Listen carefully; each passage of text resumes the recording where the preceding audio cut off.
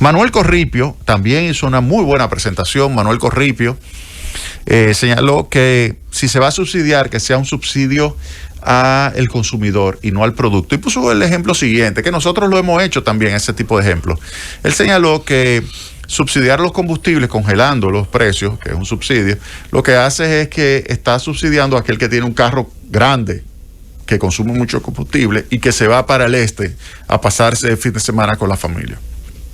Yo pongo como ejemplo aquel que utiliza, por ejemplo, gas licuado de petróleo, GLP, para calentar su piscina, su jacuzzi, y que al congelarse el precio de ese combustible, pues el gobierno, que tiene que incurrir, por ejemplo, 315 millones de pesos semanales de subsidio, pues es una buena parte de ese subsidio se le llevan los más ricos, que estarían calentando con el mismo combustible que utiliza una doñita, ama de casa, que lo necesita para hacer su comida. Pues eso mismo lo utiliza, ese mismo gas, ese mismo subsidio lo utiliza, pero en mayor cantidad, los ricos para calentar una piscina, para calentar un jacuzzi. Así que ahí se ve cómo el subsidio puede ser regresivo. Y por eso entonces recomienda Manuel Corripio que el subsidio sea un subsidio destinado al consumidor, es decir, que vaya directamente a la doñita, que le identifiquen que ya se puede, y con la tarjeta de solidaridad o supérate, como ahora se llama, pues pueda transferirse los recursos. Pero el presidente, después de haber escuchado todo esto, dejó entrar en la arena del seminario, la arena como torero, a el matador, como le denominé en un comentario que hice y un artículo que publiqué en mi blog. Si quieren saber dónde está mi blog, es www.jaimearistiescuder.blogspot.com. Ahí lo pueden encontrar.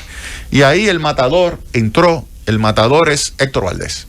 Cuando Héctor Valdés entró, entonces ya ahí quedó claro. Primero, ¿qué dijo el gobernador del Banco Central? Señaló que la inflación que estamos viviendo no es una inflación ni por fenómenos fiscales ni por fenómenos monetarios. Es decir, que no hay ningún tipo de problema que esté generando una situación inflacionaria como la que pasó, por ejemplo, en 1990, que era claramente un problema combinado fiscal y monetario, donde había un déficit fiscal enorme y al mismo tiempo tenías un proceso de financiamiento con recursos no soportados en reservas internacionales, y esos dos elementos combinados desembocaron en una inflación de un 80% en 1990. En este caso no es ni problemas de déficit fiscal. De hecho, el gobierno a mayo tiene un superávit de 28,000 millones de pesos y tiene además centenares, o sea, más de 100,000 millones de pesos, más de 100,000 millones de pesos guardados, depositados entre el Banco de Reservas y el Banco Central. Así que no es por déficit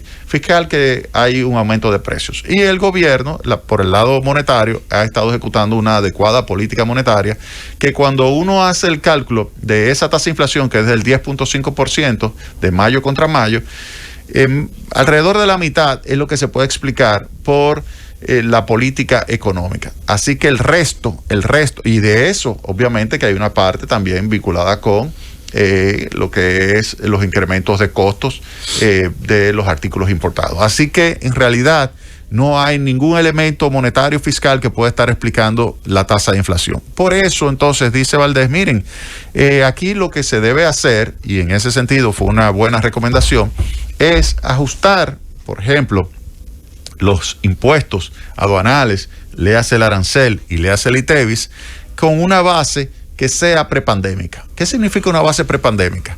Que usted pueda utilizar, por ejemplo, como base imponible, digamos, el flete que existía antes de la pandemia.